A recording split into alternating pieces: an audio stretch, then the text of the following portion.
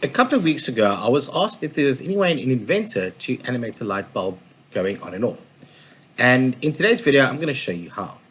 So normally when we have rendering or animations in Inventor, animations would be done in your assembly environment. You take a constraint and move it or drive it, or for the instance when you render, you'll just go to your view tab over here. Make sure your visual styles may be realistic, and then click on ray tracing, and you'll see how it starts to ray trace over here. Now, what we've also got, or where we can get a little bit more sort of complicated, or a little bit more, sort of enhanced functionality, is in the environments under your Inventor Studio. Now, with Inventor Studio, you'll see that I've got renders, I've got animations, I've got scenes. And in this one, in this environment, we can actually do quite a lot bit more than you can do in just your normal modeling environment. So for instance, animation timeline, you can set up a timeline, you can say how long you want your animation to be, and you can actually run a couple of different constraints at one time.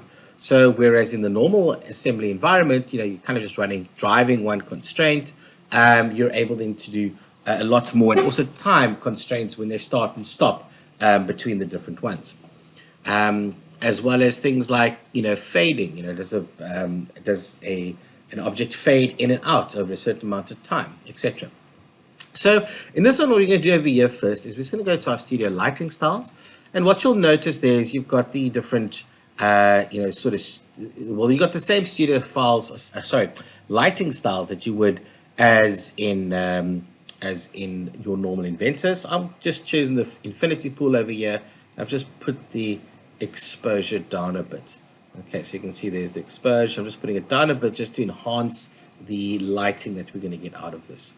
Okay, so once I've done that, I can go set up a camera as well, which I'm not going to do in this. We're just going to take a look at it from the side as it runs, and then what we need to do is just put a local light in. So this is what we're going to animate on our timeline. So with the local light, I'm going to say, right, it's going to be a point light. I'm going to say it needs to the target needs to be there, and the position needs to be there, so it's kind of pointing down. Okay, so with this, hold on, let me just redo this again. Okay, so local lights. Okay, I'm gonna right. Let's go targets over here, and our position is over there.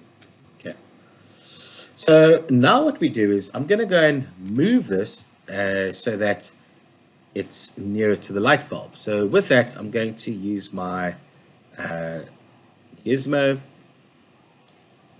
Okay, I'm just going to move this to the middle, and then looking from the side. And this is, I find, is the best way to be able to move and see exactly where your component is with respect to the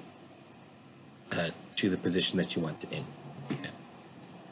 Okay, so that's good. I'm just going to move this one as well. So we're going to move it to the right over there. If I look at from the side, what do I see? That's not quite where I want it to be. So let's move that up a bit to the left. Okay, so there we go. Okay, so once that's done, we'll see that it's sitting inside the light bulb. I can click on OK and go to my illumination. I'm going to change the color to green.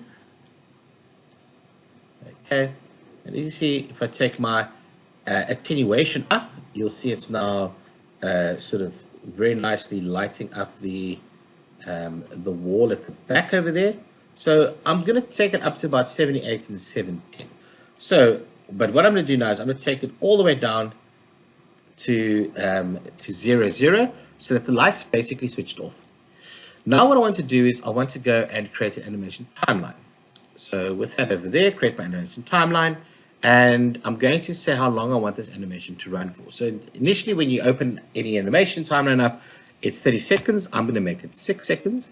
So I'm going to have it go on for a second, off for a second, on for a second, off for a second, and then on for a second again.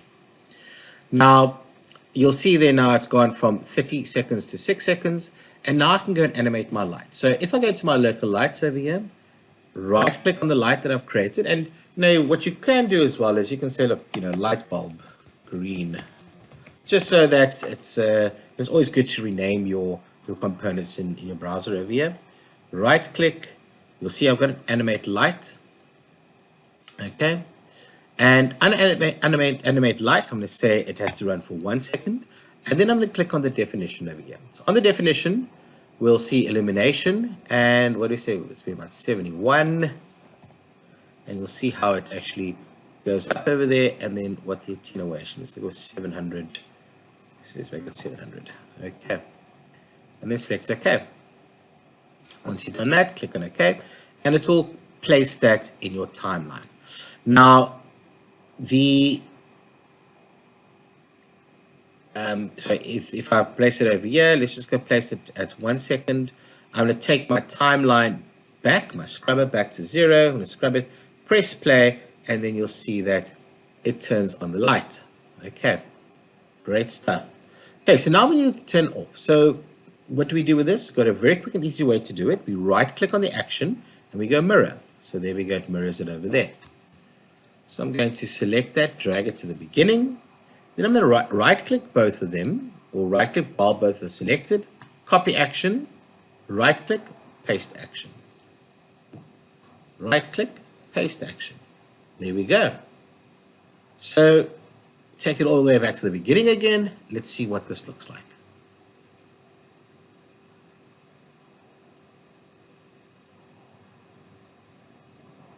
Okay. So there you can see I very quickly and easily created a little animation with my lights going on and going off. Thank you very much for watching.